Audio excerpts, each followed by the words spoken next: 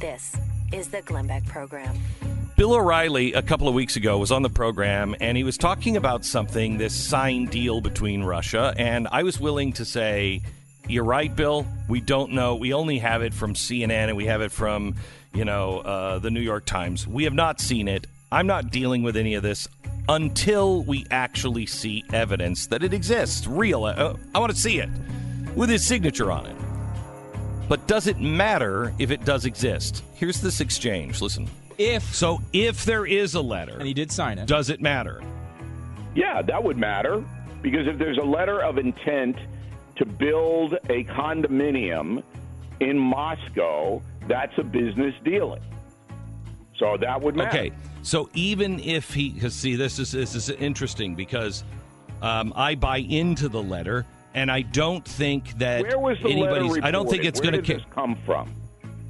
Seen it in several places. October 28th, October 28th, 2015 was the date. Right. It was the date of the third Republican presidential debate, and I think this is an interesting one, Bill, because it's one of those things. Everyone can throw out these accusations. This one, it should be provable. But if they have the letter, they should be able to show it, right? Yeah. If they have the letter, it should be in the Mueller report when it comes out. Okay, stop. It would have been leaked It would have been leaked a long time ago. Again. What we hear is speculation everywhere. Well, now we have evidence, and we have Bill O'Reilly saying, yes, it does matter. I'm interested to hearing what he says tomorrow about this, but it does matter. And we're going to share what matters, what just came out yesterday, and why it matters in 1 minute. This is the Glenn Beck Program.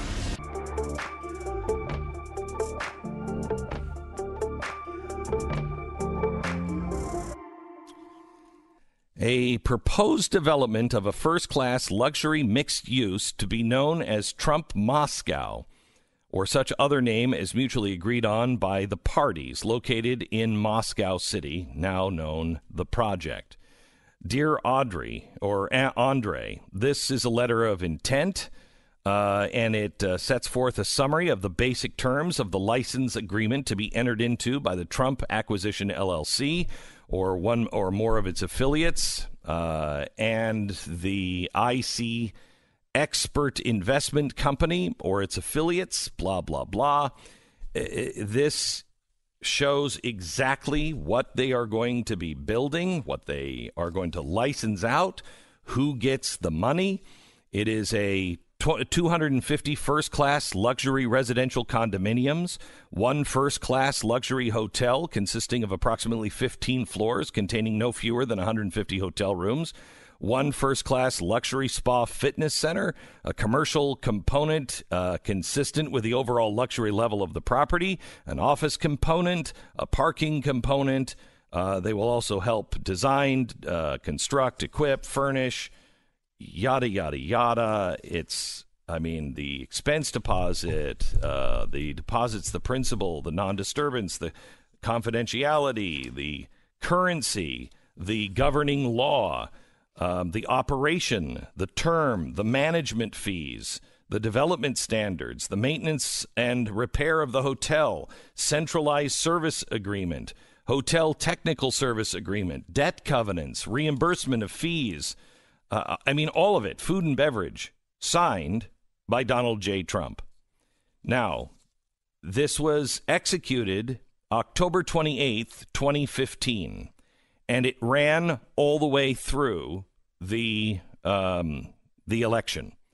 In fact, Mr. Trump, we now know, was brought up to speed on at least 3 occasions by Cohen about the progress of this project in Moscow. We also know that the guy who he denied even knowing is a signator of this contract. He was the Moscow guy, and Trump said, when asked by the press, do you know this guy? He said, I don't know him. I'd have to think about that. I don't even think I've ever heard that name. He was a guy who was working on this project, and he had direct contact with Vladimir Putin's office about this project during the election.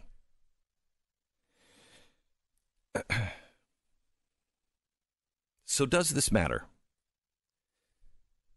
See, what happened during Monica Lewinsky is we would ask people, does it matter? Or did he do it? And then they'd say no, and we'd argue about that. I've stopped arguing about did he do it. I don't care. Show me the evidence. When you show me the evidence, then I'll know if he did it or not. But until you show me evidence, I don't really care. I don't care because I don't believe anybody on any side. Show me the proof. So I've been waiting for the proof.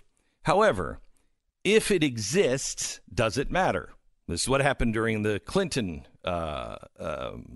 problem. Everybody argued that it never happened, and then when we did have the blue dress, then it was, well, it doesn't matter. Well, wait a minute. Then why have we been arguing? Why didn't you say it didn't matter right up front?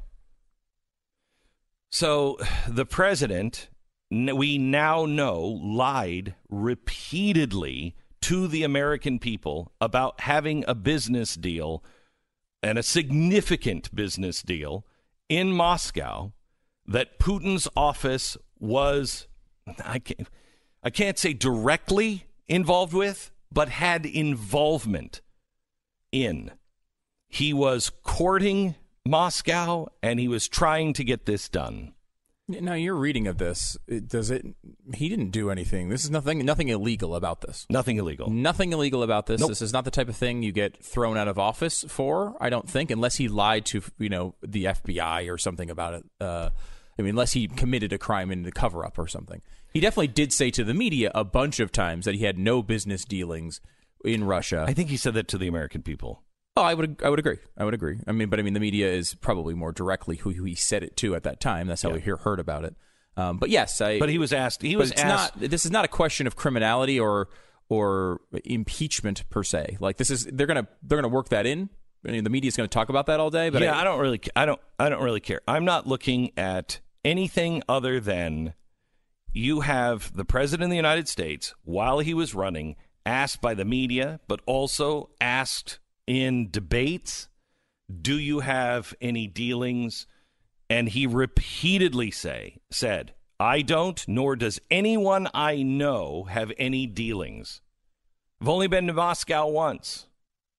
Now, in the released documents, he was wanting to go to Moscow, and it was Manafort that said, no, you're not going to Moscow. It was because this deal, they wanted to see him. They wanted to deal with him face to face. And so he said, all right, well, I don't know. Should we put it together? Cohen was pushing for him to go.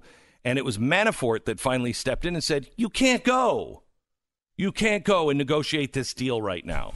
Okay?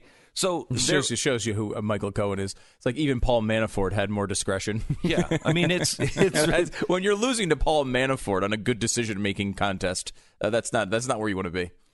So, look, I understand the president not wanting to, for instance, I don't agree with it, but there wasn't anything illegal about it, and presidents have done this before. They've had sex, they've covered it up, yada, yada. This is different. The secretary... one of the secretaries in the office of Vladimir Putin was involved in this deal. There are now memos back and forth. When Trump denied that this was happening, the press called Putin's office, and that secretary, that person who was involved, secretary of something or other, he denied that there was anything going on. Okay? We now know that we have the emails, and he has now come out and said, okay, yes, there was this exchange. As soon as the White House said, yes, there was this exchange, the Kremlin said, yes, there was this exchange. I'm sorry, but this is not secret deals for the United States of America. This is a secret deal benefiting one person. And that person happens to be the president. I don't want any secret deals going on between my president and Vladimir Putin's office. I don't want any of them. I want to know if you're going to do it, fine, let's have that conversation. And I know that would be tough in the press, but at least we would know. Transparency. Donald Trump did not turn over any of his business records. Well, we can see now why this would have been found. Okay, can you turn them over now? Because are you hiding anything else? We have to know that the president doesn't have any other idea that he is a slave to other than the Constitution of the United States of America. And I don't think that Donald Trump hates America. I don't think that he wants to destroy it. I don't think he's in league with Vladimir Putin. He is driven by his business. And I don't want a secondary business thing on the table with the president of the United States, or at least I want full disclosure. And if we back up a little bit, it's not as shocking as the media is going to make it out to be today. If you go back to 2015, when this letter was going on, Donald Trump is a business guy wanting to do a really great deal in Russia. It is completely legal for him to do a big deal in Russia. Completely normal in his normal business day, right? Like this would be a very typical dealing for him to be engaged in. At the time, he is an incredible underdog. And most people in his organization, I don't know about him exactly. I mean, he's very confident publicly. The reporting says he even kind of thought he wasn't going to win. But at this point, surely no one in his organization thought he was going to win. Remember, this is 2015. This isn't even the year of the election hadn't even begun yet. We haven't even gone to Iowa. We haven't gone to New Hampshire. I mean, he's still he's doing well in the polls, but no one gives him a chance of winning at this point. No, but so the fact that you pursue a deal like this would make sense. Mm-hmm. And beyond that, when asked about it, when you're getting asked about it in the media, his calculus likely is the media is just trying to trap me on this. Yes, I have this deal, but it's probably not going to happen anyway. And if I say yes to it, they're just going to go in and they're going to investigate it. They're going to chase me around and accuse me of all these things. I'm just, screw them. I'm not going to give them the nugget. Now, I don't think that's the right way to handle it, but you can understand in that moment how he thinks just brushing off those questions might be the appropriate thing to do. So we are down to where we were with Barack Obama, where half of the country didn't believe Barack Obama was a guy who had America's best interest at heart. He was slave to another idea as well as being president of the United States. We didn't trust his motives. Now half the country doesn't trust this president's motives. We said we wanted full transparency. We wanted to know, how did these guys get into office? Who are they? What do they actually believe? And we can deal with that. Now we're saying, well, no, we don't need to do that because we trust Donald Trump. I don't know why we should trust Donald Trump. And it's not that you're going to get Hillary Clinton now. You're going to get Mike Pence, should he be removed. And I'm not even talking about that. I'm just saying we're crossing another line now. We're crossing a big line. There is evidence that he now lied to you repeatedly about something pretty important. Does it matter to you now? That's the question. This is the Glenn Beck program. I'm Glenn Beck, and Stu is here, my executive producer and head writer and researcher and partner of 20 years. 20 years this year. 20 years this year. Mm-hmm. So let's talk about Rudy Giuliani. If this didn't matter, why did on Sunday, when Rudy Giuliani was asked, he said, okay, yes, there was a real estate project. There was a letter of intent to go forward, but nobody signed it. Well, obviously he didn't know, but why wouldn't you say that earlier? Now you know that this letter is coming out, and his deal is, yeah, but Trump never signed it. His signature is prominently affixed to this. So it was signed. It's a real, actual business deal. Why this game back and forth? I have absolutely no idea. I mean, it does seem like, I don't know what Rudy Giuliani's purpose is at this point. I mean, he does not seem to actually be Donald Trump's lawyer. He's not effective. Right? He doesn't seem to be his lawyer. Donald Trump is saying he's not his lawyer now. He is. There we go. Yeah, no. Now the White House is saying, well, he's not really our attorney, so he didn't know. Okay, so he's a spokesperson who doesn't know many of the facts and makes sort of blanket assertions that wind up hurting the president. I don't know what the point of that relationship is anymore. Maybe it's run its course. But again, if you know this is coming out at some point, I don't know why they do the opposite of getting out ahead of these things. Like they just slow play everything. This seems to be the communications strategy of the White House and of the Trump organization generally, which is works. Just like wait. Say you just keep it's deny, and then when it comes out, you say it doesn't really matter. Now there is since then, and I think Bill Clinton kind of set this off in the world of PR, is you try to get out in front of these things, right? You kind of come out and say. You say the thing that you know is going to come out, just say it now, get it over with, deal with whatever's going on, make your best argument, and then it gets past you. Once Clinton started doing that, he started doing very well for himself. Once he started coming out and saying, look, this is this has happened, and his approval rating started going up afterwards, after he lied for a very long time. Again, the media is going to try to make this out into, well, let's start impeachment proceedings tomorrow. And there's no reason to believe that that's part of this, but still, truth is truth, and it is important. I'm not even asking that. I just want to be consistent. If Hillary Clinton would have won the election, and we found out that she had a signed deal to explore a deal with Gazprom or whatever she was involved in, I mean, look, we are so upset because her husband went over and took $500,000 to give a speech in, where was it, Turkmenistan, which was helping the Soviets at the time. We're very upset. I was very upset with that. I think that hurts us. I think that shows that we cannot trust her on negotiations with Russia. We now know that the president had this deal. He lied about it, which you can say it was because of the press or whatever, and that's fine. But that put the president in an awkward position where the Kremlin knew the truth, and he knew the truth, and the Kremlin, you don't think Putin will use things? When they went over and they spoke in private, and then they came out, and Donald Trump was shockingly saying all these wonderful things about Russia and Putin, did this deal have anything to do with that? Did the secrecy of this deal have anything to do with that? The president needs to come clean on things, period. He needs to release all of his business dealings.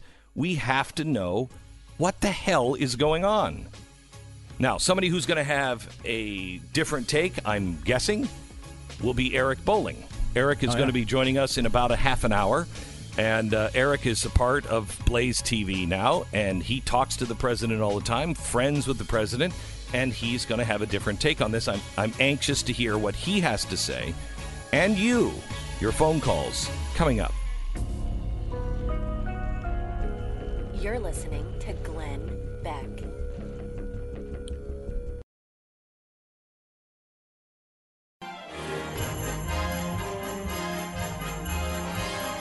Your phone calls, also Eric Bolling coming up. I'm anxious to hear what Eric Bolling has to say about this Moscow deal. He's coming up in about half an hour from now. And I have good news. Eric Bolling has... can you not... Yeah, you should definitely... Is Pat Gray's in office? Pat Gray is here. That's your good news. Hey, Pat. Hang on. I have it on good authority. Do you have an update? Yes. You do. Okay. Mm-hmm. So that's coming up in a minute. Pat Gray is here. Okay. Hello, Pat. Was there something he wasn't supposed to say just now? Because I can't even imagine that. I can't imagine Glenn just going Moscow. off. I have no business dealings with Moscow.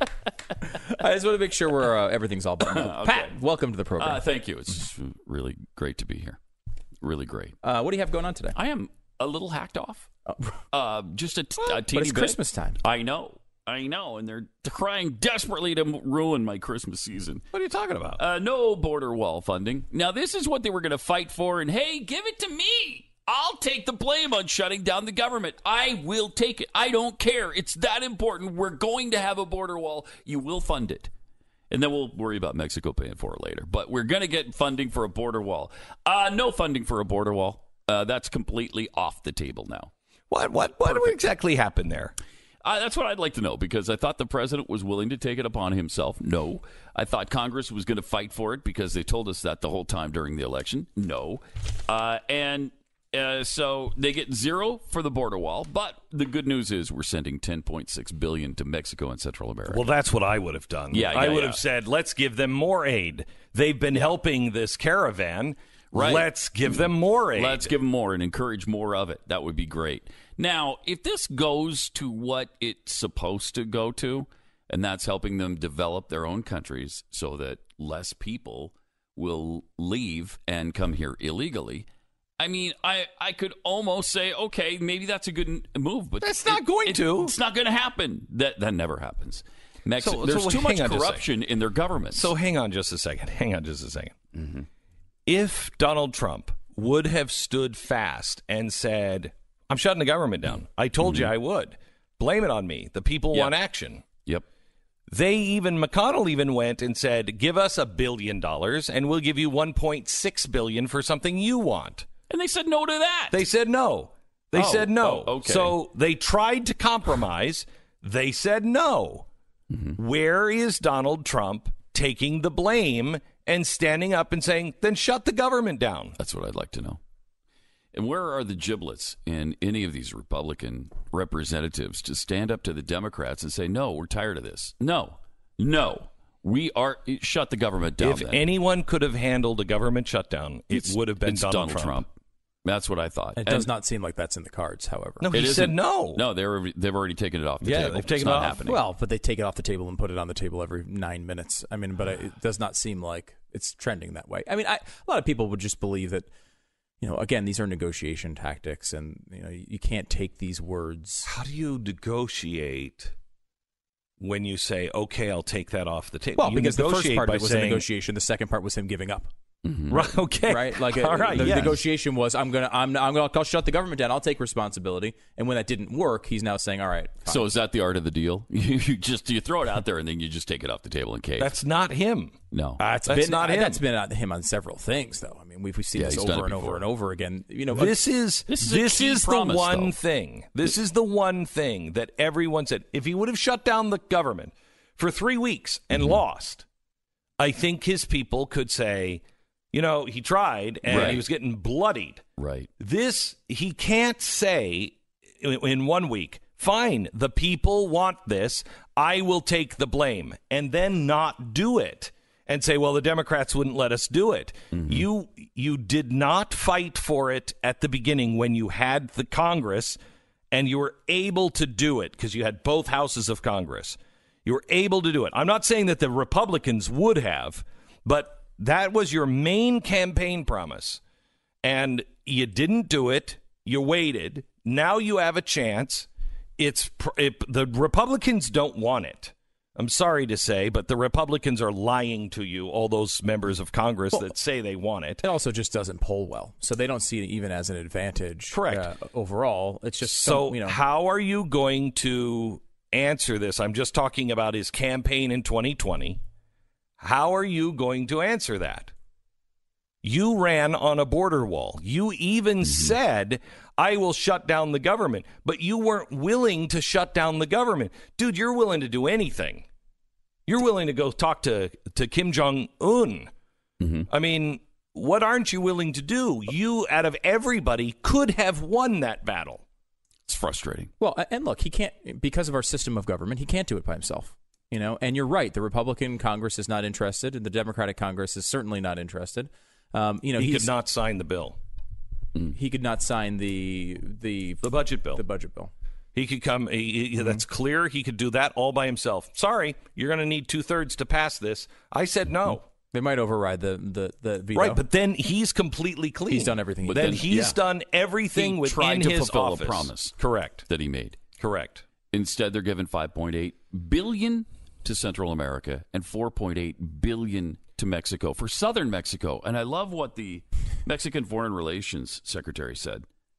in some, I think this is good news. Very good news for Mexico. You think? You think? I mean, think about it. We've gone from $5 billion in free money is a pretty good deal. We've gone from we're going to build a wall and you're going to pay for it to, hey, no wall. Here's $5 billion more. Wow. It's now, agonizing. Hang on. There is a chance that in this bill, he has tucked this money away in the defense budget. Now, I don't like that at all. I don't like slippery stuff. I want people to vote on what they're getting. But he was saying that if we have to do it through the Pentagon, we'll do it through the Pentagon. He did say that, yeah. He said that. But he also said he'd shut down the government. So is he going to do it? I don't know. I don't know. But he's got to do it soon. Yeah. Because the election is coming. They just did, Gallup just did a survey of what the biggest problems for Americans are right now. What is the biggest problem we face? You know what the number one answer was? Global warming. Government is our biggest problem. And they prove it every day. That it is. Sure, you just misread it because they both start with G, global warming? No, it just said government, yeah. Number 2, immigration. Global warming was not mentioned. It never is. No. It's a sad girlfriend who's just sitting in the corner of the dance. And I would say that is true in Russia, in China, in Europe, in South America, Central America, North America. Certainly true in France. That is when true. When push comes to shove, they don't want anything to do with it. Yeah, that it is. Our number one problem is the government. The government is in our way. Yeah.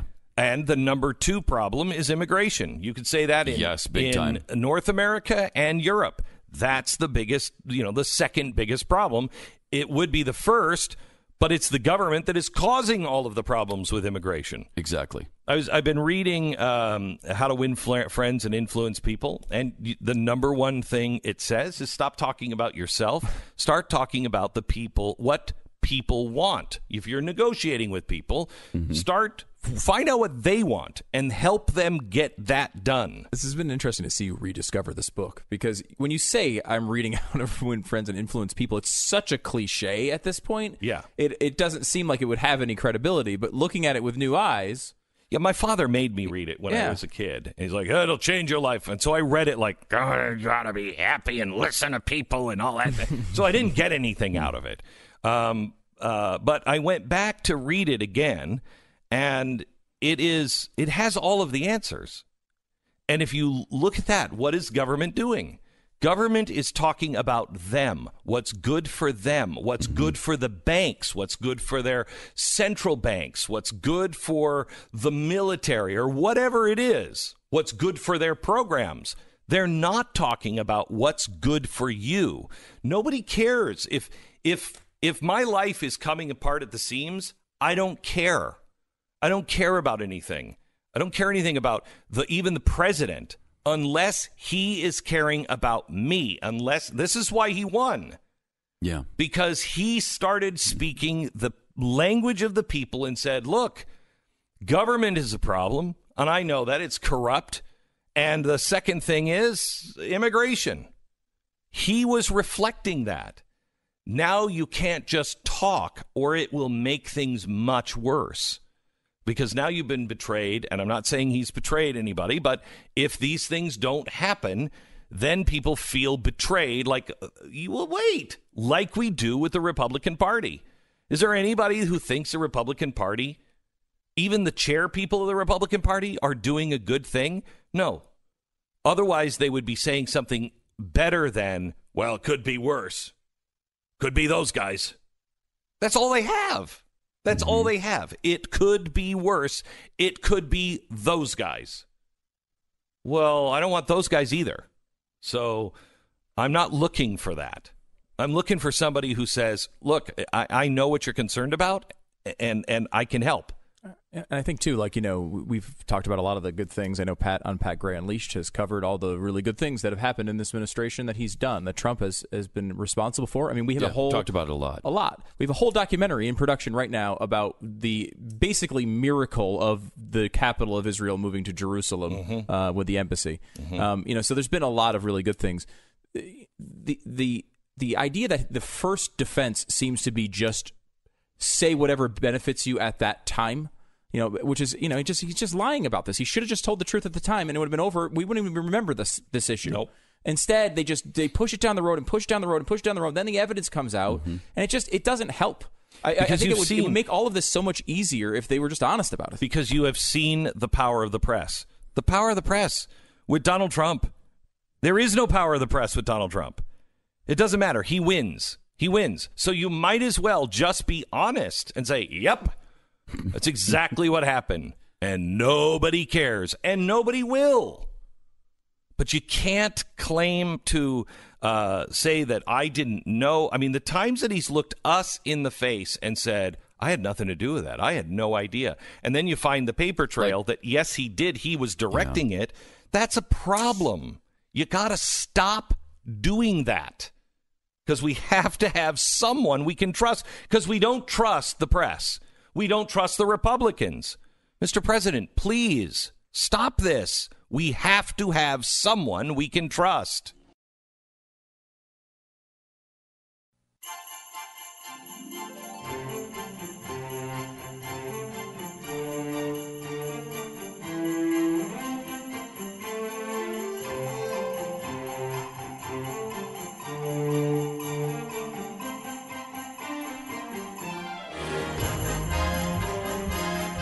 Welcome to the Glenn Beck program. I was reading a story about how it's from 538, talking about how media kind of shapes our view of things. And I get so frustrated as a conservative, and you complain about media bias in the time that it's going on, and it's not until decades later do you get the actual admission of what actually happened in these old timey situations. Like, at the time, they never admit they're being biased. The lie of the year is after Obamacare's passed, right? Listen to this paragraph. Take the 1992 election. At the time, everyone thought the economy was in shambles. The recession had technically ended in 1991, and there was some evidence the economy was expanding again. But the media painted a picture of economic woe. Political scientist Martin Hetherington. I remember being on the air saying that. Really? The recession's over. Right. And Anyway, it was, technically even. I know. They found a strong disconnect between the media's negative reporting on the economy and how the economy was actually behaving. In fact, with the benefit of hindsight, we now know that the economy was growing by more than 3% annually by late 1992, roughly the same pace it was growing in 1996 when voters rewarded Bill Clinton with a second presidential term. Hetherington's research suggests that the relentlessly bad coverage of the economy affected voters' perceptions at the ballot box. George H.W. Bush substantially underperformed in his second presidential bid and became the first Republican since Herbert Hoover to be denied a second term. Well, yeah, they made it sound like everyone was going to die tomorrow and it was George Bush's fault. 30 years later almost, we all can look at this and say, well, what they were saying at the time was completely ridiculous. We weren't in a recession. We were growing at a healthy pace. And, George H.W. Bush should have been reelected in that campaign. You know what? It was Facebook. It was Russia getting involved with Facebook. Oh, that's right. Yeah. Vladimir Putin at that time. Yeah. Well, it was. It's amazing. You didn't need Facebook. You didn't need Vladimir Putin. You had the mainstream media doing it for you. I mean, people are like, oh, it's getting worse. No, it's not. It's just different. It's just different. That's the only thing. Eric Bolling joins us next. Talk about Donald Trump, what he's experiencing, this revelation of a new deal, and much more. You're listening to Glenn Beck.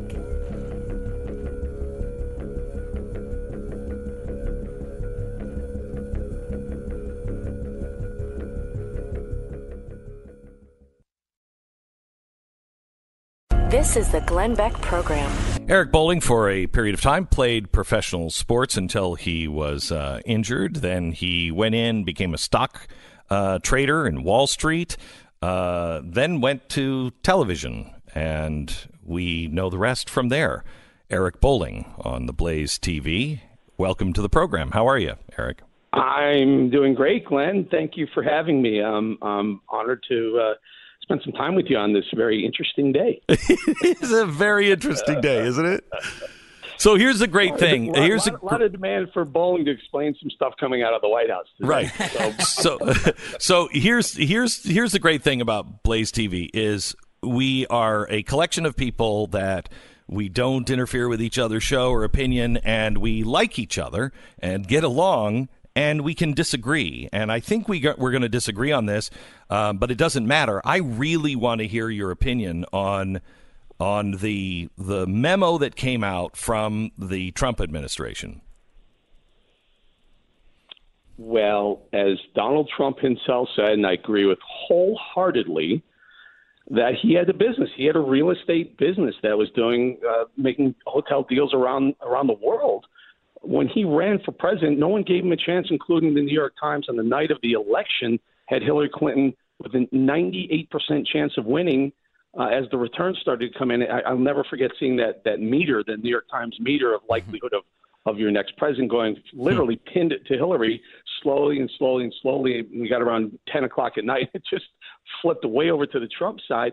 Why would he stop doing any sort of business if he didn't? If he wasn't sure he was going to be president? That's insane. We would have no one running for elected office if that were the case. We'd have no one with business experience and backgrounds running if they had to drop their prior businesses in the likelihood or unlikelihood of them being president, no less, and then all of a sudden try and pick up the pieces where they left off. That would be crazy. Okay, so I agree with you 100%. However, he denied the business dealings with Moscow after the election. Rudy Giuliani denied it. I don't know that Donald Trump ever denied. I think he said, of course, I'm an ongoing business concern, multi-billion-dollar international real estate business. Can't stop. I love you, Eric. I love you. I can't let you get away with that. He denied it relentlessly. He said he had no business dealings with Russia multiple times. And he said, I don't know anybody who does have any business dealings. Well, I don't recall. I swear to you on my life, I don't recall him saying specifically. Well, but does it? Okay, so no business dealings with Russia, because we know there are other other properties that, in fact, he sold a property that he owned in Florida for one. I think it was at the time the largest real estate deal in the history of Florida. That one he admitted to. He said the only business dealing are business deals. Right. He said the only business deal I have with Russia is I sold a property a few years ago in Florida. So he admitted that one, and he was straight up about it. My question is why do this? The press has no credibility. People trust Donald Trump, who voted for him, and he did it. And you can say the same thing, about with Bill Clinton. This was a personal thing. It was about sex, etc. But he stood on the plane and he looked at the reporters and he said, "I had nothing to do with it. I had nothing. I didn't even know about it." Okay, well, we find out that he did know about it. Okay, we can dismiss it because that one's a personal thing with his wife. All right. Now this one comes out. Why wouldn't he just stop all this? Why wouldn't he just come out and just say, yeah, and here's the contract? Well, because I'm not sure that they had consummated the deal at that point. I think there was an ongoing concern. I saw the signature on the note on the memo as well. I honestly, Glenn, I'm being 100% honest with you. I don't remember him saying I have no business whatsoever with Russia, with the exception of that real estate dealing in Florida. Okay, so I don't want to get in. But if I take your word for it, I could only say that he'd have to circle back and say explain the signature, because you do know.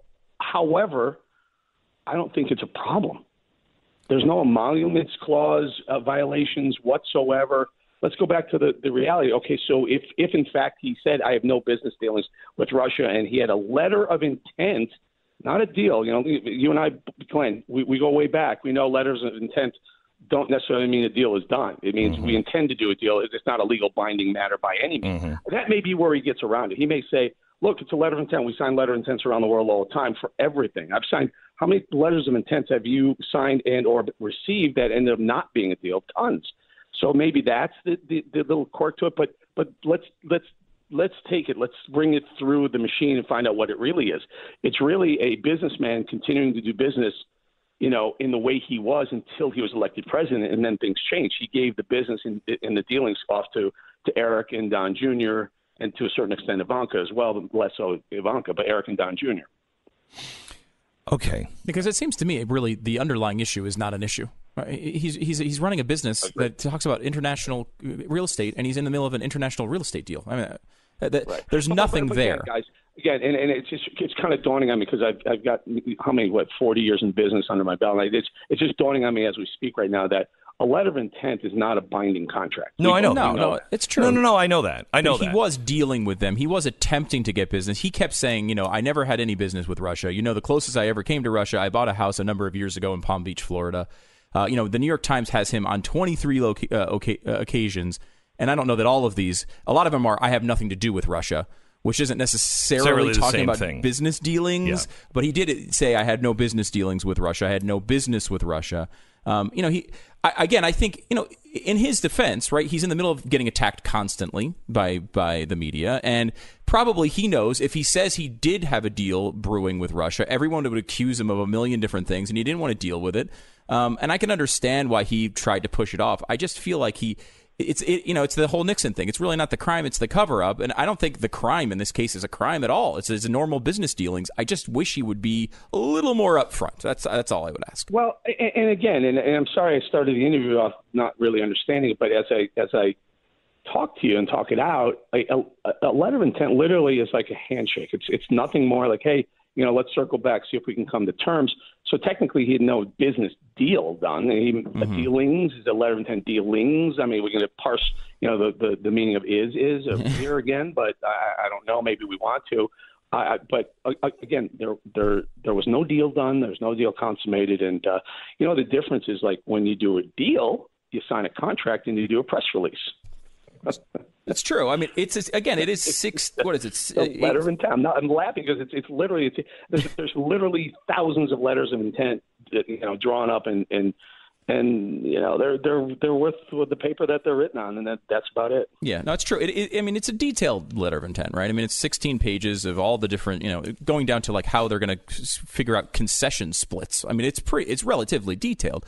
But I think to your point, Eric, it's true that the media is going to kind of obsess over this, and they're going to say this is proof of collusion about the election, when it really has nothing to do with that at all. The election. They're just going to try to conflate these things. This is the problem. This is the problem, that they are conflating absolutely everything into this collusion with Russia and the election.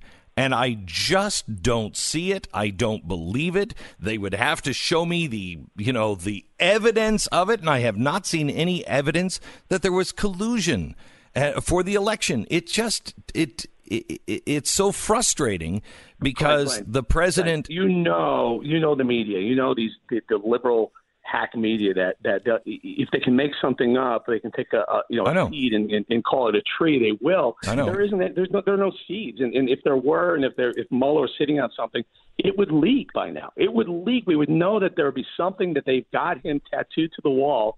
And there's no secrets in D.C. So Eric, I'm just to the point to where I don't really care to speculate. I don't want to speculate on what they have, what they don't have, because I'm tired of it. I watch CNN. It's not a news show.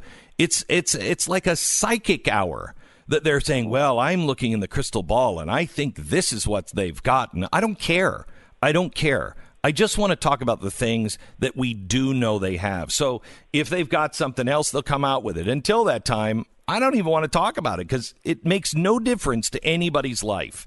And it just confuses things and pits us against each other. On what? On speculation coming from people I don't trust? I'm not interested. Well, but it rates, Glenn, and that's what the left does. And you're watching MSNBC's ratings in primetime creep up. In fact, even past Fox's ratings in primetime. It's what the left and the anti-Trump crowd wants to hear. That we're getting close to nailing the president. It's almost an anticipatory viewer waiting to see what they got, right. and they keep getting disappointed. We're I know. Years on almost now. They've been saying that every time something new breaks, they're like, "We got him this time." No, you don't. No, you don't. No, it's not going. It's not going anywhere. So anyway, the most common phrase on CNN is "the walls are closing in." They just keep saying it over and over again as if it's eventually going to happen. He must be living in a matchbox by now. All right, Eric Bolling from ericbolling.com and Blaze TV. He does a nightly show from Washington. Gives you all of the inside information. We're thrilled to have him on the program today. I want to switch topics and go away from politics a little bit, if you'll allow me to, in 1 minute.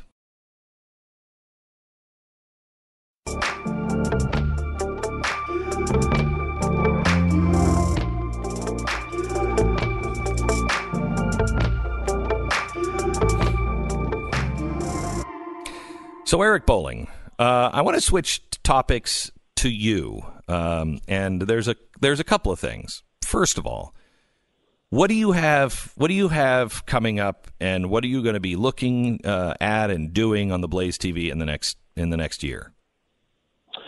So I think we're going to continue to do what we did. By the way, Glenn, we just did a big press release this morning that I signed with Blaze TV for 3 years, and I'm looking forward to working with you and Mark and some of the other conservative hosts that we were delivering probably the premier conservative content in media right now, opinion content. So I'm looking forward to that and inviting as many other smart conservative voices to join me at Blaze TV. It's going to be a great venture. I'm looking forward to it. So that announcement just went out. That's great. I'm thrilled. We are going to do what we've been doing. Our show America is it's unbelievable. We're in congressmen's offices. We are in the Senate rotunda talking to senators. I spent the day yesterday at the White House with Kellyanne Conway. I spent last week with the president in the Oval Office. So I'm bringing high-level advisors and elected officials, opinion and ideas and just policy to the forefront. And then we talk about it. And we're doing it 3 days a week right now. I think we're going to increase that to maybe 4 days a week. And we deliver it live at 5 p.m. every night. So it's going to be a great year, and we're going to continue to do what we did. And I'm looking forward to working with you, Glenn, and the Blaze. And maybe we can talk regularly. That'd be a lot of fun. I'd love that. So I'd love that. As far as the show is concerned, but I'm also doing this opioid awareness push. Now I've teamed up with Sinclair Broadcast on the TV and broadcast side, and probably for the next 4 months, I think through April of 19, we're traveling around the country, different cities. We'll be in Dallas, we'll be in San Antonio, we'll be in Columbus, Ohio, Northwest, all over the country, and we're talking opioids. We had the First Lady last time at Liberty University with Kellyanne Conway yesterday. So we're getting the opioid awareness message out to people. It's an important message. It's a deadly killer that we need to really, really attack as a country. You're doing that because of the tragic loss of your son that we have talked about, and you spoke about it in a very raw and real way, and it was just, I think it touched a lot of people, Eric. This is coming up now on your second Christmas without your son. Mm-hmm. Mm-hmm. How are you doing? Not well. I'll be honest with you. One of the things you'll know about me, and maybe your audience doesn't, but we'll learn quickly, is that there's no on-air persona versus an off-air persona. It's what you see on TV is who I am, and so I'd be lying if I said I'm doing well or my wife and I are doing well. It's a rough time of year.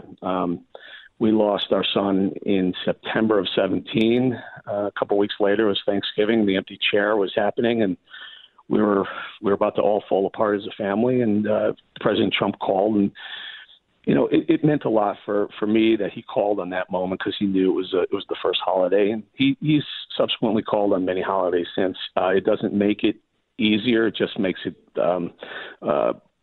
makes you feel like he cares. And so the point is that because he showed so much empathy and compassion about this topic and my loss and my wife's loss, I'm really pushing to get the message out so other families don't have to deal with this. Interestingly, last night we finished a show at Sinclair in D.C. here at WGLA, and we came off the hour on opioids, and the producers came up and said, "Oh, that was amazing. That's great. Let's start working on San Antonio in January 10th. We're going to be there," and they're like, "This is going to be great." And I just looked at them. I go, do you know how hard this is for me to do an hour on the loss of my only child, my son? And they realized at that moment that this is really, really hard for me to do. But I swear to you, Glenn, the only thing I have to hold on to that there's any sort of positive that can come out of it is that we saved one family from this utter hell, and it really is a hell. So that's what gets me up in the morning. If it weren't for that, I'm not sure. My mother committed suicide, and I remember when I did the tour for the Christmas Sweater, which is a fictional telling of that, and I felt so compelled to do it.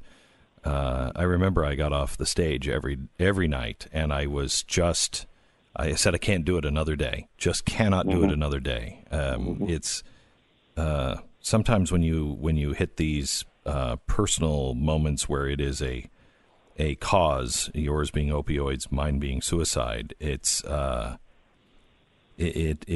takes every ounce of strength you have to get through it, and I commend you for doing it. I'm telling you, that feeling you felt, I can't do it another day, is what I felt last night and after the first one, and it's a great message, and it's a great broadcast partnership with Sinclair. They blanket the country on local stations, and they're happy to announce 12 more. I just looked at them like, okay, 12 more. It's going to be rough, but listen, if you can get the suicide message out, help people who are contemplating, and maybe make the phone call to the suicide prevention hotline, or if I can get the message out to families, parents, talk to your kids. No one's immune. Your kid's not too smart, too popular, too athletic, too white, too black, too gay, too straight, too rich, too poor. They'll all be touched. Or the kids, one pill can kill, and maybe we save a life or two, Glenn. Eric Bolling, continue in just a minute. Eric Bolling, who has just announced a new 3-year deal with BlazeTV. We're thrilled to have you on. Eric, he does Eric Bolling's America on BlazeTV, 3, soon to be 4 days a week, and is with all of the players in Washington, knows them. Can you give me any perspective? I want to touch on this real quick, then I want to get to something else. But he dropped? Can we get him back? Wow, the deal's over already. He signs 3 years, and now he's just gone. Wow. Okay, see if you can get him back. Yeah. I want to ask him about the border wall, and then did we schedule him for? There he is. Okay. Yeah. I'm back. Hey, Eric, how are you? I'm good, Glenn. How are you? Good. I want to talk to you about one quick thing, politics, and then I want to get something more important. The border wall. It looks like now we've caved on shutting the government down. Does the president have another plan, like he's talked about building it through the Pentagon, or what's the plan on the border wall? Yeah, we can talk about it. I think he's going to build his wall one way or the other. I agree that he can't cave on. I wish he would have not have caved on making Mexico pay for it. I think that still has to be part of it some way. Well, but we just said we're going to give him $5 billion. I mean, we could have given the border construction people $5 billion, but we gave it to Mexico. Yeah, well, listen, this is one I think he has to hold. I think this is one he has to figure out before a re-election campaign. But it's something. If he caves on this, it's going to be one of the big ones for him. Okay. Eric, can I talk to you about something? And you can feel free to say no, and we can move on. But you said something to me when we did our podcast, and you were very open and honest. And I didn't follow up on it because I felt that I had put you through the ringer enough personally. But I think in this holiday season, if you would address it, I think it would be enlightening. You told me that not only did your son die the day he died, but your faith did as well. Yeah, we can talk about that. You were a guy who went to church, if I'm not mistaken, every day. 6 days. 6 days. Yeah, 6 days. Yeah, I went 5 days a week. When I got to work, I would go over to St. Patrick's, and on Sunday I went every Sunday, and it was for 10 years. I went 6 days a week. And now you say you don't have... The last day I went to church was that day. It was a Friday. And what's your relationship with God? What's happening? It's complicated. I'm trying to figure out. I'm still trying to figure it out. I believe, as probably many people do, that you're a good person. You go to church. You sacrifice. You do the right thing. You be charitable. Be honest. Take care of people. I can't tell you how many times I pull over and hand someone an umbrella. I mean, I was just, and in the hopes of, having some. I guess maybe it's not the correct way of thinking, but in hopes of having some sort of protection against something as catastrophic as what happened to me. I lost my son, and my career was kind of ended and my faith in the same day. So, yeah, still working it out. So, do you still believe in God, or is it a kind of I'm angry, or I don't know who you are, or I reject you? Where are you? No, it's not an I reject you. It's anger.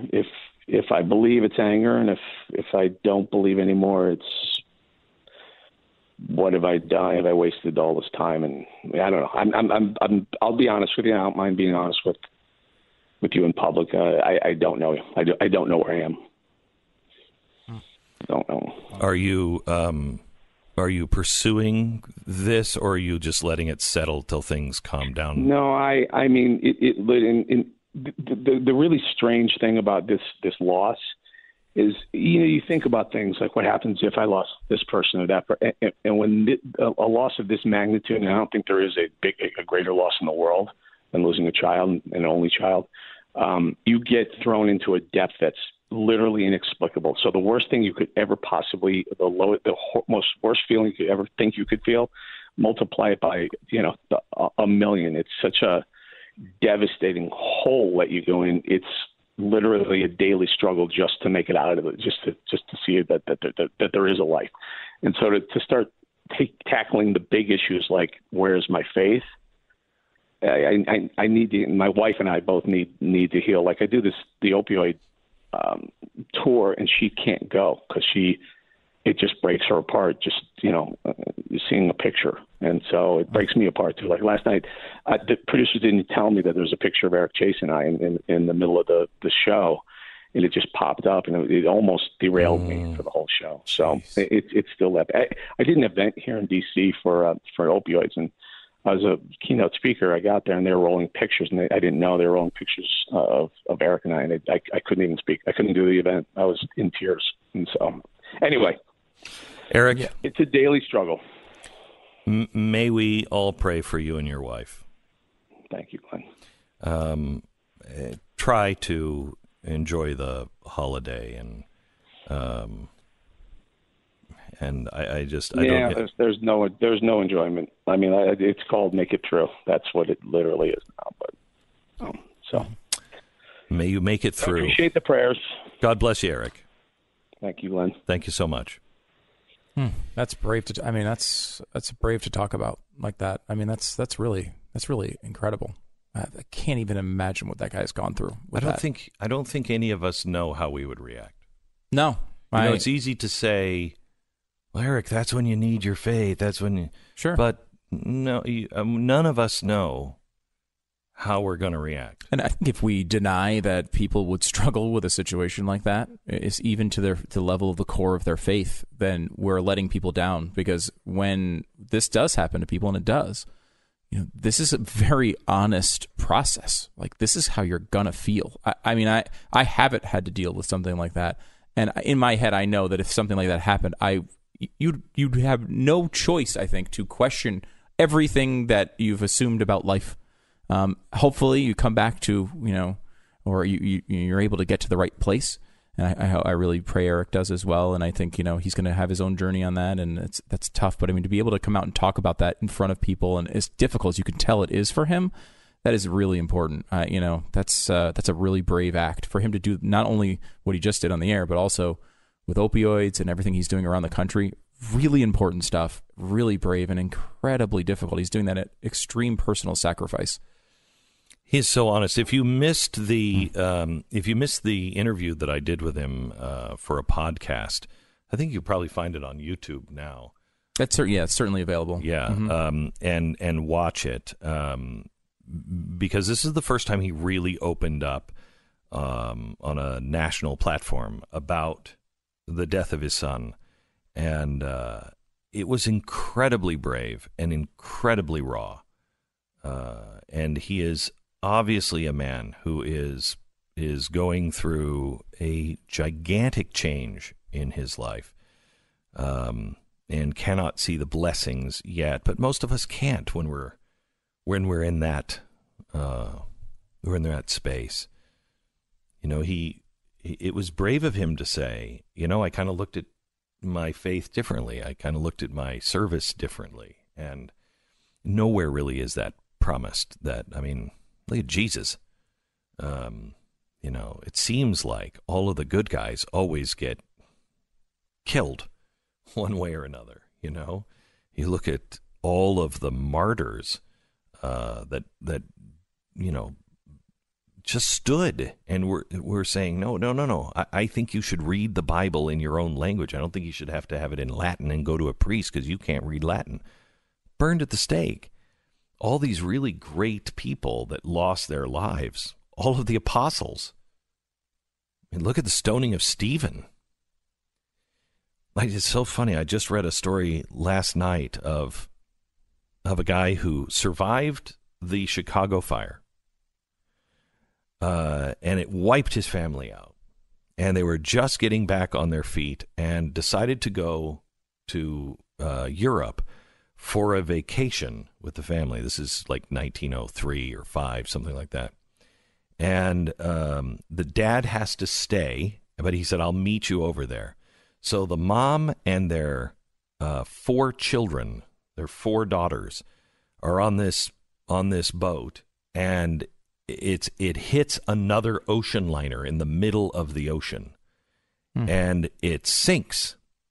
She lives, and the children die, and she just wires to him when she arrives in France. She wires back to her husband, I survived alone.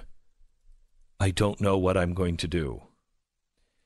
He gets onto a boat. He goes over. He gets her. As they're crossing the ocean, the captain says, this is where it happened. The captain marked in his journal that he noticed they never looked down to the sea. They looked up. And they came back to Chicago. They had 2 other children. One died at 3. One died at 7. Their pastor said, you're being punished. You've done something wrong. So they just surrender completely. They move to Israel. And they start just helping people. First, they go into World War I, and they just start helping people. Anybody who's wounded, doesn't matter what side it's on. Then they move to Israel. And eventually, they build the children's hospital that is still serving people today. And it doesn't matter if you're Arab or you're Jewish or you're Christian. The policy of the hospital is you have to have help. And they're there. I don't know how people survive, but it's a very delicate dance with God, of being able to let it go without forgetting. It's so difficult, but letting it go and knowing that there is some reason, and it's a good reason, that these things happen to us. And my prayer for Eric and anyone else that is struggling is that you will hear the words, it's okay. All is well. Everything is good. Everything is as it should be. Our puny little human brains cannot wrap around the idea of tragedy being good. But in the end, if you can let it go and let it shape you in positive ways, look at what Eric is doing. He's going to save lives. That's a positive that has come out of this. Back in a minute. We just never seem to have enough time on the Glenn Beck program to hit all of the things that we want to hit.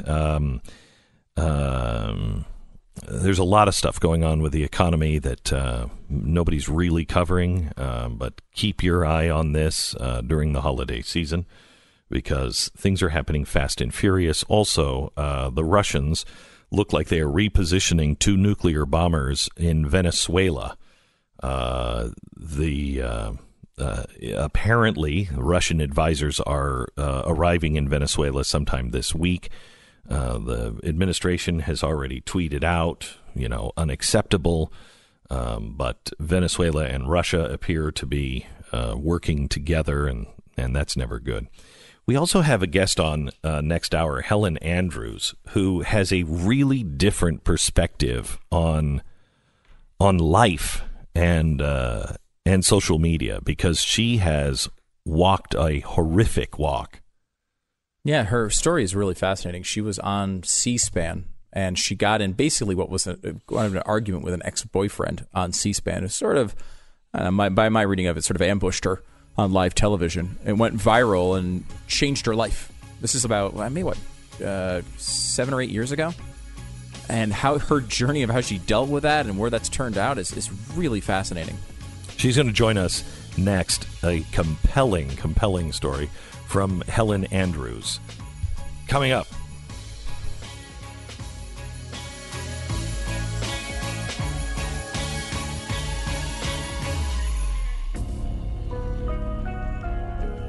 You're listening to Glenn Beck.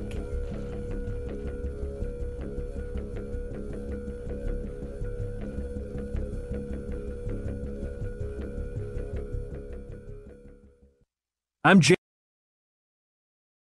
This is the Glenn Beck program. It was October 2010 when our next guest appeared on a panel to promote a book of essays by young conservatives. Proud to be right, voices of the next conservative generation. The moderator was Jonah Goldberg. One of the other panelists was my ex-boyfriend.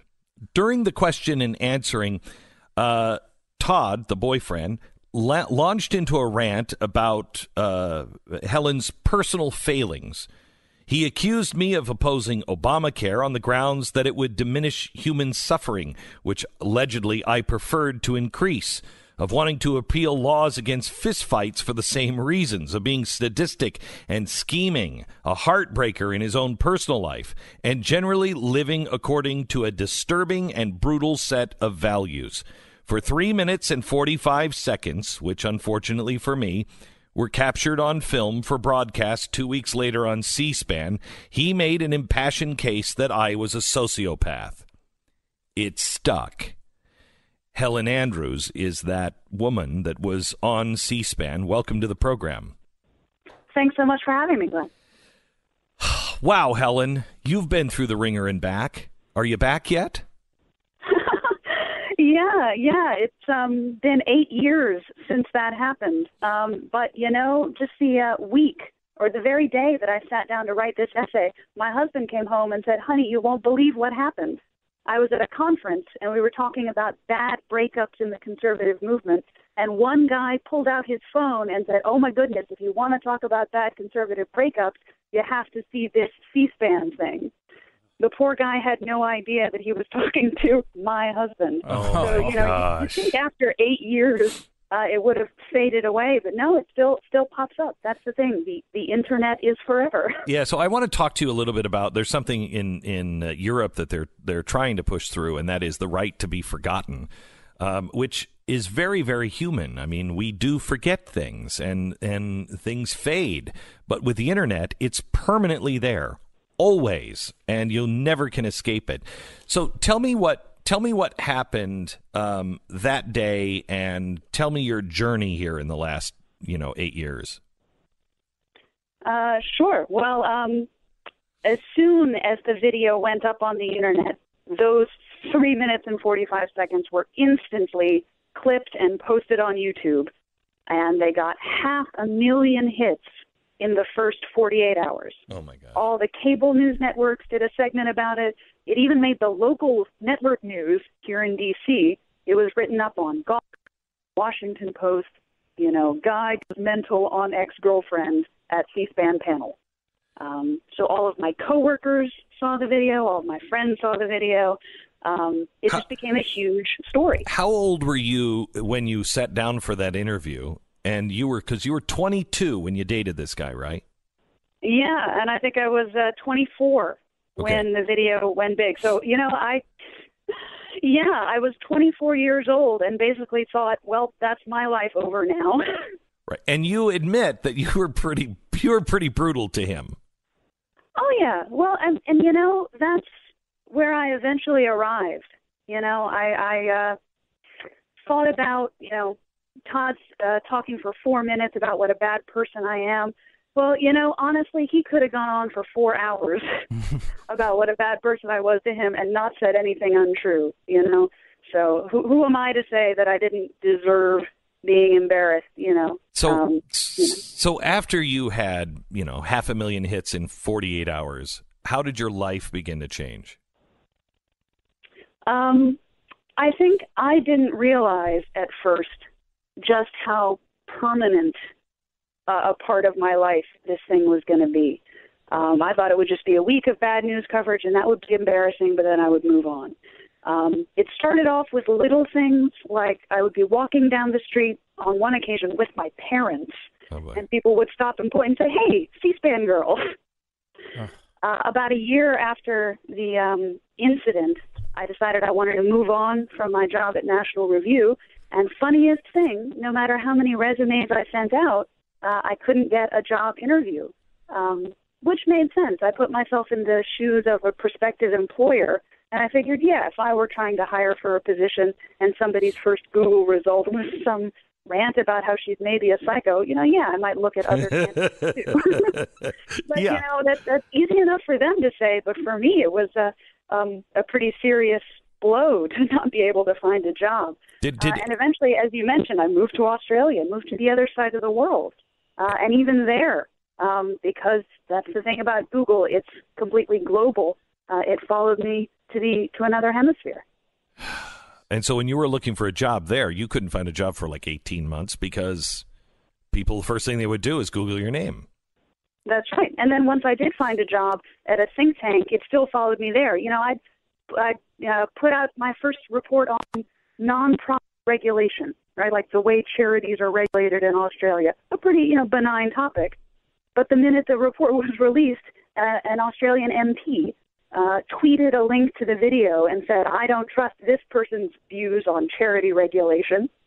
Not even some schmo on the internet, but an elected official has decided to use that as ammo against any public statement I might want to make in the future. So it's going to be an all-purpose rebuttal. I have to ask the obvious question here from the right, and that is, do you think it would have been the same if you were a liberal and not a conservative? No, I don't think so. People always say don't read the comments, and that is definitely my advice to anybody else that this ever happens to. Don't ever read the comments.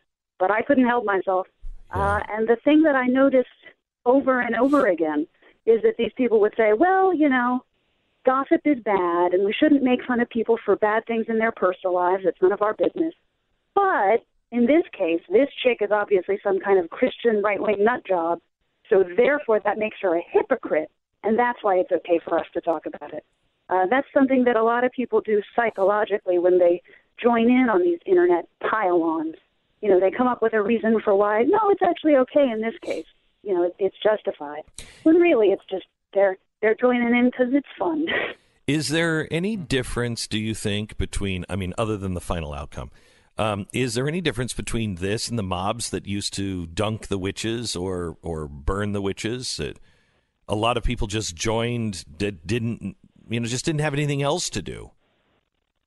Oh, yeah, and the way that it's completely irrational that it has no basis in actual justice or truth or logic, is that arguing back never, ever helps. If anybody who finds themselves in the middle of one of these storms, your first instinct is always going to be, I'll just explain my side of the story, and then everyone will understand. But because nobody in one of these pylons is interested in the truth, anything you say is just going to be twisted out of context or made to make it sound worse, or it's going to be like, crying when a bully attacks you in the schoolyard. Nobody's listening, so rational argument isn't going to help anything. Holy cow. How you survive this is beyond me, and that's, I guess, where I want to go next. How did you survive it? What did you take from it? How should you fight these things if it happens to you? Helen Andrews will continue in.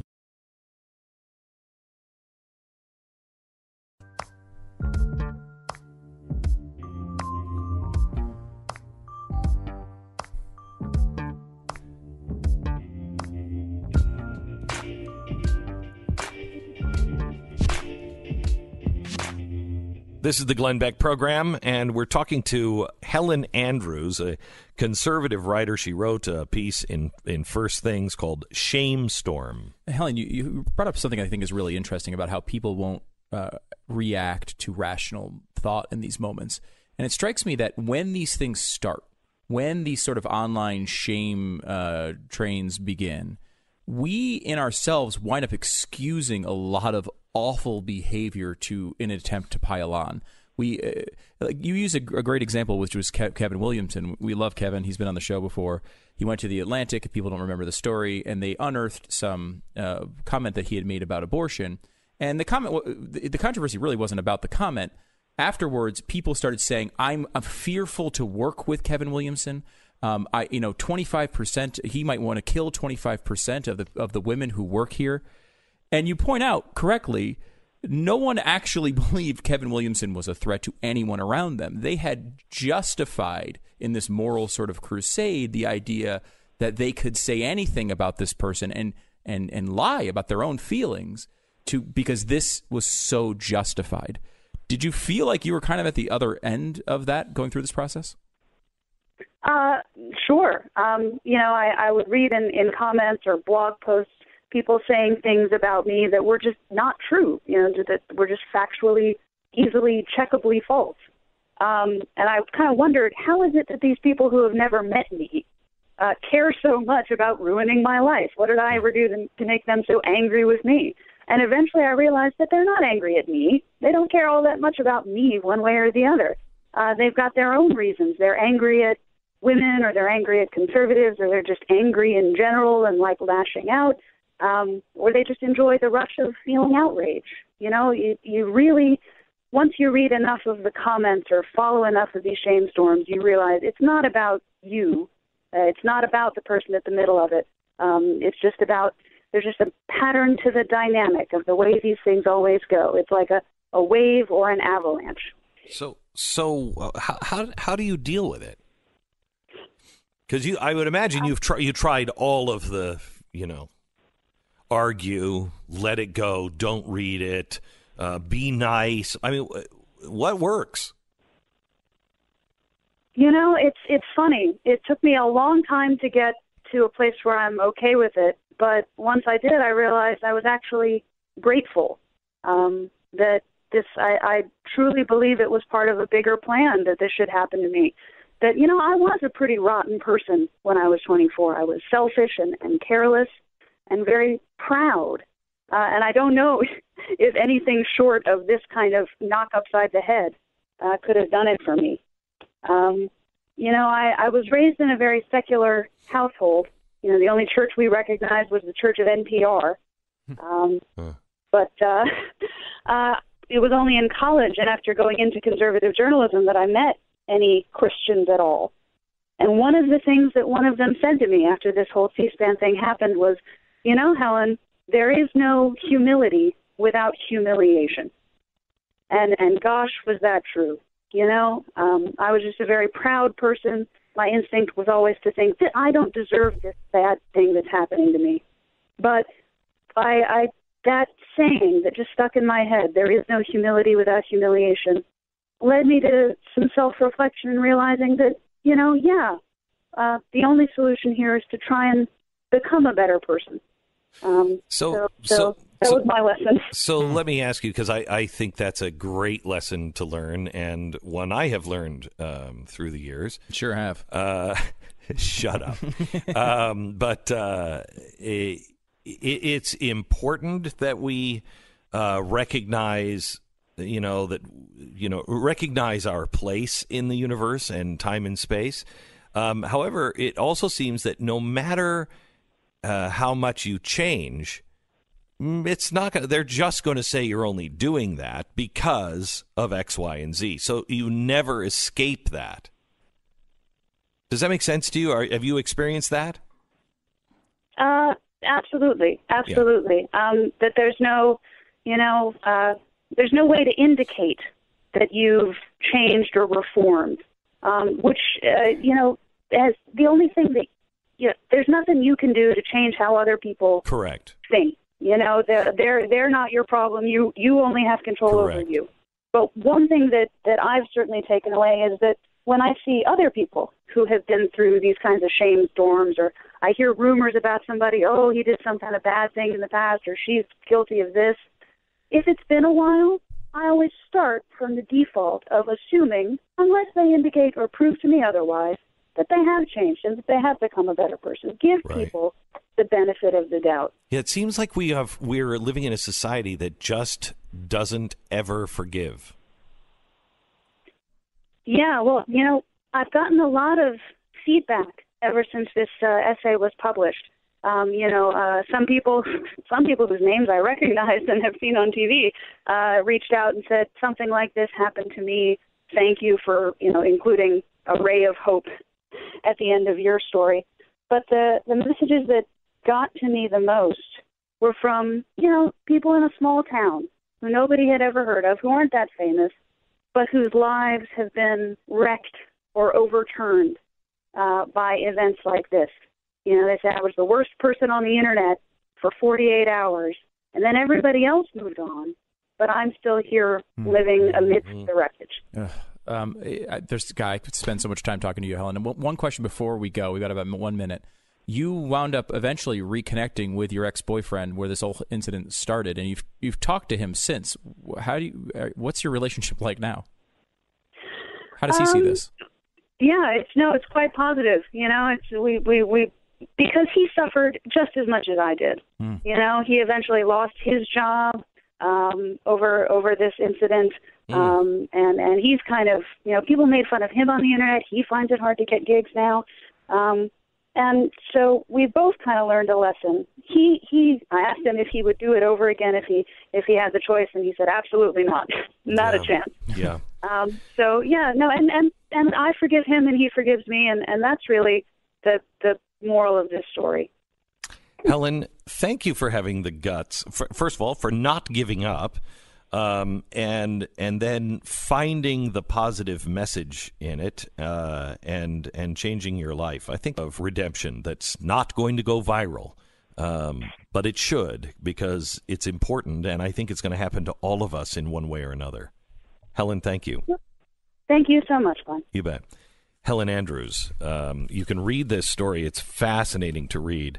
And she really goes into great detail of other people and the things that she tried along the way.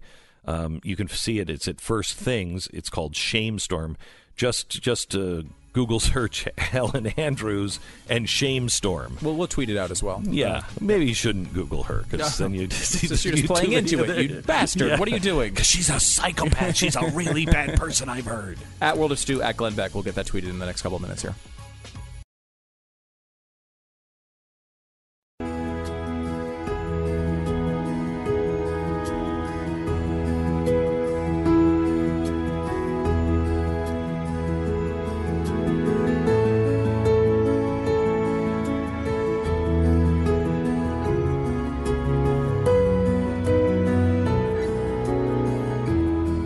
This is the Glenn Beck program, and we welcome Andrew Heaton, probably wouldn't you say, one of the most universally liked guys in the building? Yeah, but that's mostly because we're all really, really awful people other than you. Right. So That's it's a very low bar. It's on a curve. Yeah, I agree. yeah. If we just expanded buildings, I'd go back to being in the middle. But very funny, wicked smart, and opinionated, but open to other people's opinions, which I love. What are you planning on doing for Christmas and the holidays? Well, when I'm going to see my family in Oklahoma. I'm going to spend some time at Snuffy's, which is the main sponsor of the program. Snuffy's is a diner. If you're not familiar with this, it's a diner where all of the waiters and waitresses ride horses. I'm surprised this hasn't taken off, outside of Oklahoma. It's not actually in Oklahoma. It's off Route 44, Snuffy's Diner. But it's a lot of fun. I'm going to go check. They've got a nativity display this year where everybody's on horses. I pointed out, well, like, what about, weren't there like camels and donkeys and things? And they were like, oh no, we got guys in donkey costumes on horses. So everybody's on horses, including the animals. And they thought of everything. Yeah, they're really on top of stuff. And I just talked to the owner of Snuffy's, Tom Snuffhauser. He is sponsoring, because he's a committed guy.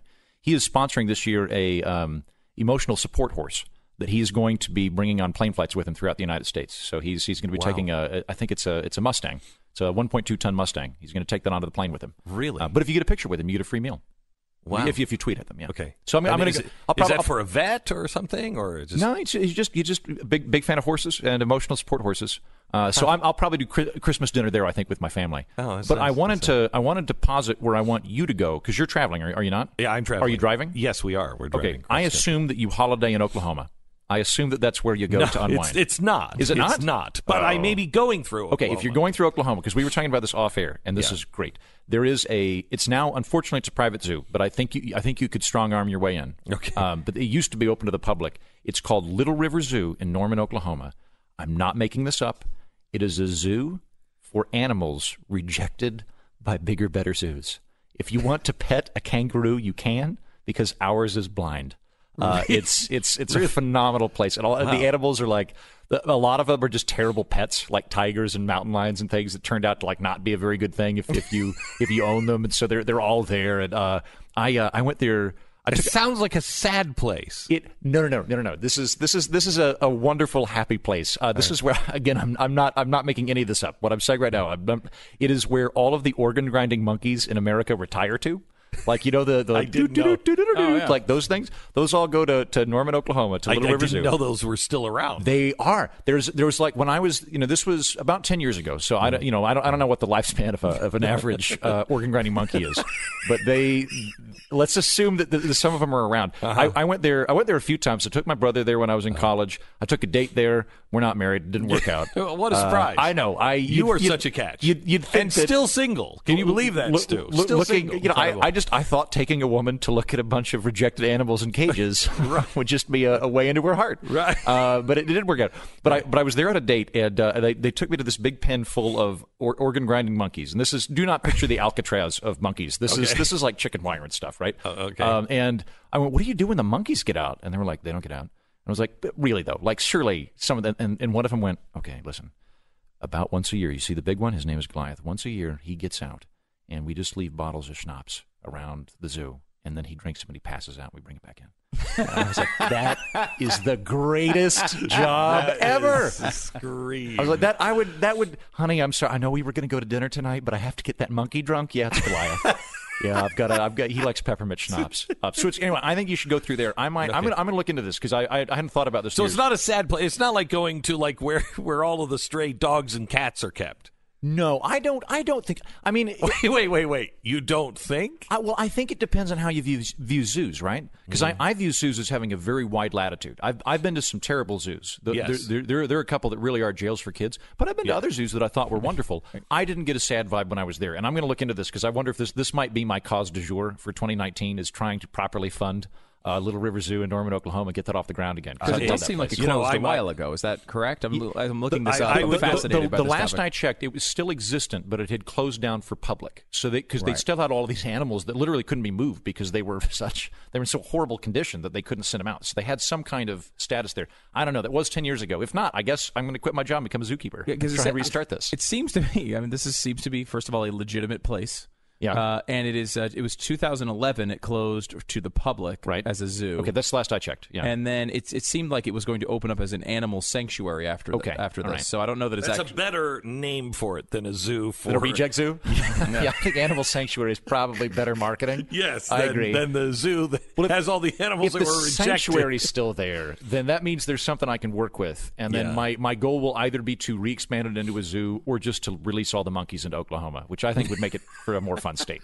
I think that would be that would just make for a more interesting state. Okay, all right. Okay, are you a cat person or a dog person? I am hardcore dog person. I thought so. I am my last girlfriend. Wish I had one. Thank you. Mm-hmm. She described me as a Labrador Retriever hosting a game show. That was her opinion of me as a person.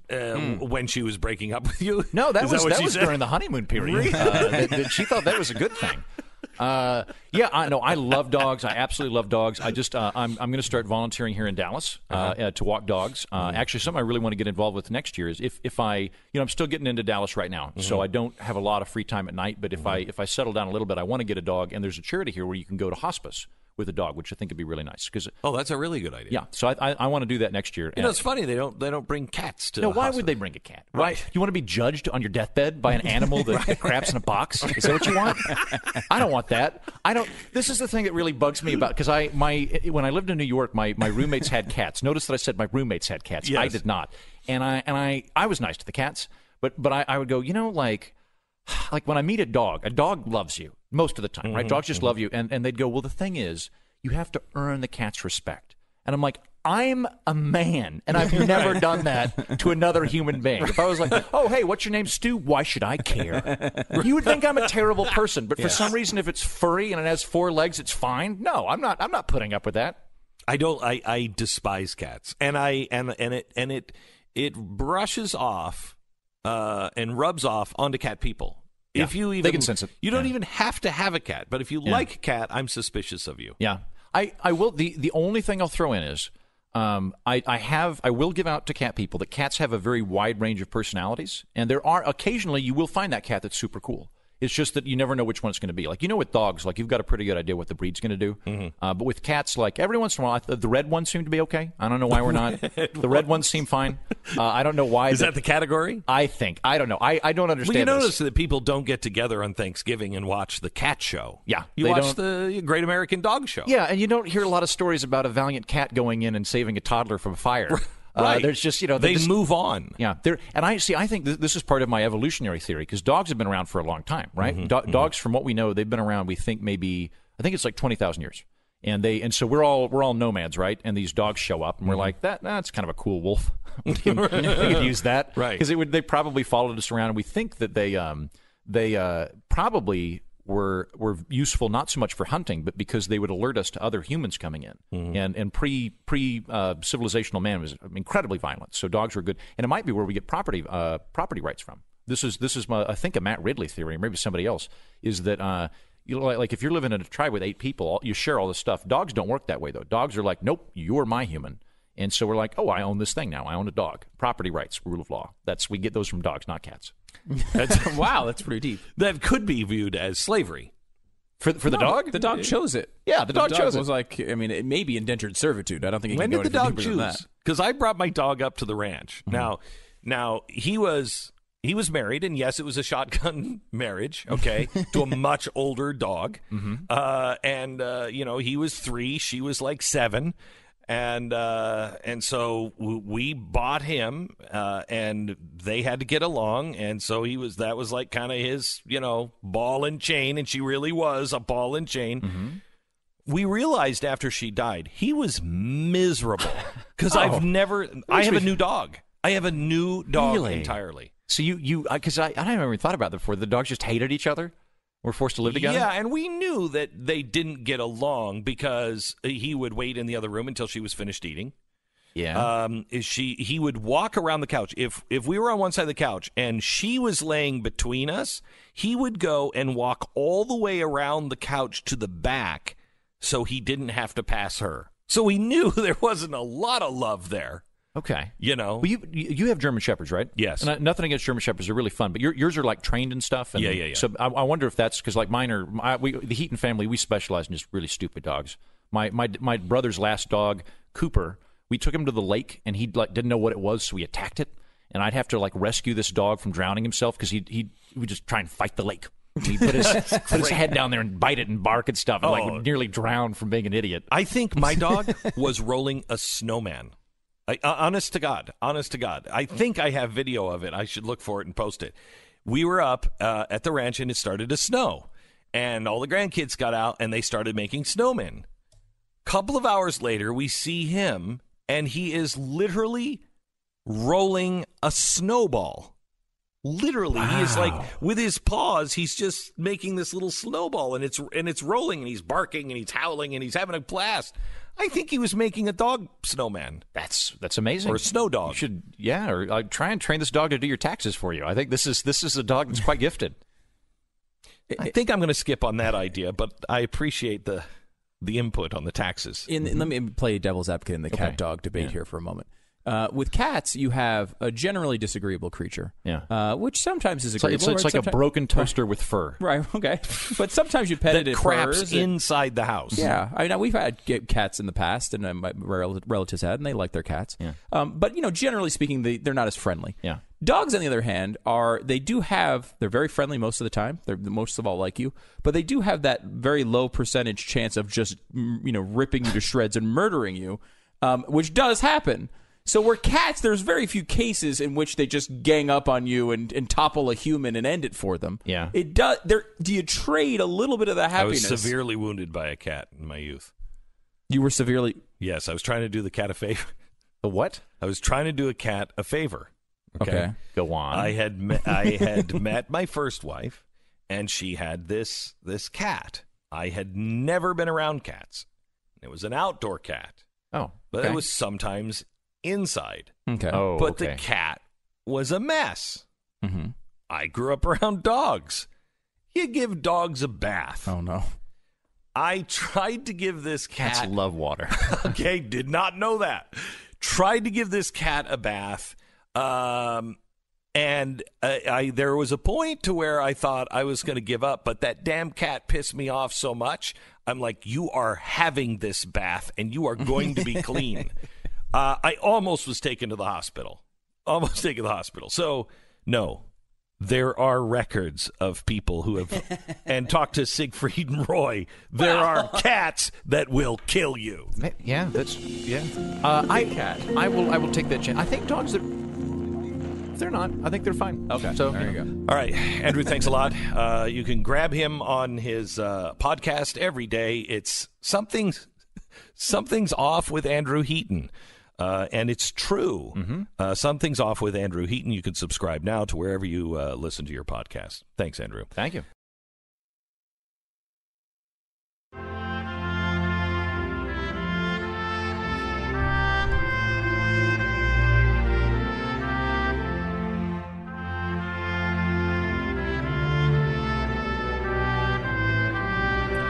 So I just got an email in from a listener of the program, and it caught my eye because it's from Gold Ribbon Confections, and so anything that has anything to do with cakes, I read right away.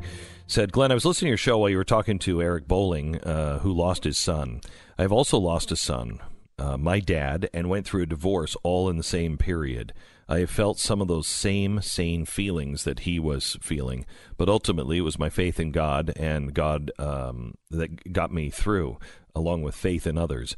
Started a business that gives back to childhood cancer research and causes, but it was the hymn, It Is Well, that has always been an encouragement to my heart, and that is my soul's cry today. I wanted to reach out and thank you, and if I can ever be an encouragement, please don't hesitate to ask. The reason why I read this is because I could not remember the name of the guy that I talked about. And remember, after we hung up the phone, I said there was this guy who lived, in Chicago. His business burnt down. Then his 4 children died at sea on the way over for Christmas. Then another son died of scarlet fever a few years later, and then another child died. Only 2 out of 8 children, I think, lived. They just went through hell their whole life. His name was Horatio Spafford. And he eventually, somebody told him that God is punishing you, and he and his wife never gave up. They did some great charitable work, but he also wrote the song, All Is Well with My Soul. So what he said, that song, that hymn that got me through, I don't even know if he knew that story, but that was written by a guy who suffered a great deal in a Job sort of way, that wrote, it is well with my soul. You're listening to Glenn Beck.